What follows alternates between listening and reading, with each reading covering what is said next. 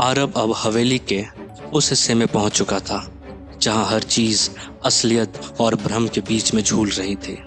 सामने एक बड़ा दर्पण था, लेकिन उसमें उसका प्रतिबिंब नहीं था।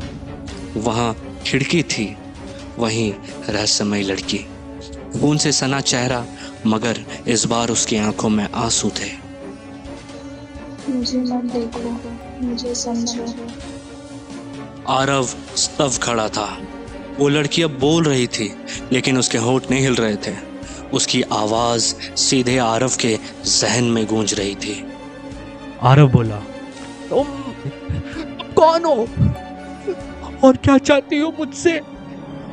दर्पण के पीछे की दीवार धुंधली होने लगी और वहां एक और कमरा उभर आया, पुराना, धूल से ढका, जिसमें एक लड़की जंजीर से बंधी थी। चारों तरफ अजनबी लोग सफेद चादर पहने खड़े थे और बीच में एक तांत्रिक मंत्र पढ़ रहा था। आरव सब कुछ देख रहा था, जैसे वो उस समय में वापस चला गया हो। मेरा नाम था सिया। 1891 में इस हवेली में मेरा बलिदान हुआ, एक अमृता की साधना के लिए। आरव के पैरों तले जमीन खिसक गई। वो समझ गया था यह हवेली सिर्फ पत्थरों की नहीं, बल्कि पीड़ा, छल और बलि से बनी है। उसने कहा था मेरी आत्मा अमर होगी, लेकिन उसने मुझे बंधन दे दिया, इस हवेली से, इस दर्पण से। अचानक दर्पण चटकने लगा, उसमें दरार पड़ने लगी और फिर एक तेज चीख सुनाई दी। छोड़ दो मुझे।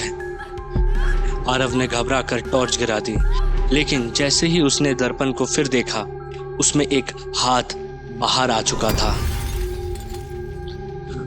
वो हाथ धीरे धीरे जमीन छू रहा था, जैसे कोई उस दुनिया से बाहर निकलना चाहता हो।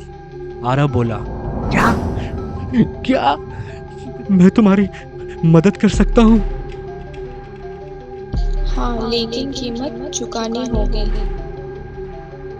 आरव के ठीक सामने दर्पण अब पूरी तरह से खुल गया था, जैसे वो एक दरवाजा बन चुका हो उस वक्त और उस पीड़ा की ओर। उसने एक कदम भीतर रखा और अचानक सब कुछ बदल गया।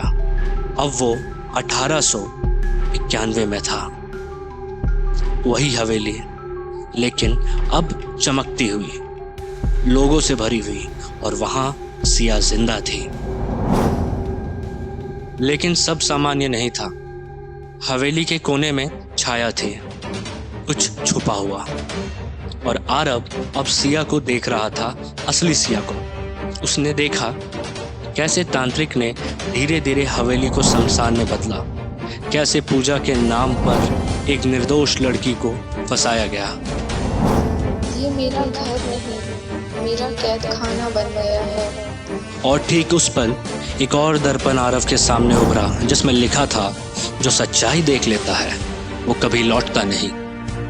अब आरव के पास दो रास्ते थे, या तो वो वापस लौट जाए, सब भूल जाए, या फिर सिया को आजाद कर 100 साल पुराना श्राप को तोड़े। क्या लगता है अब आपको, वो अब किस रास्ते को चुनेगा?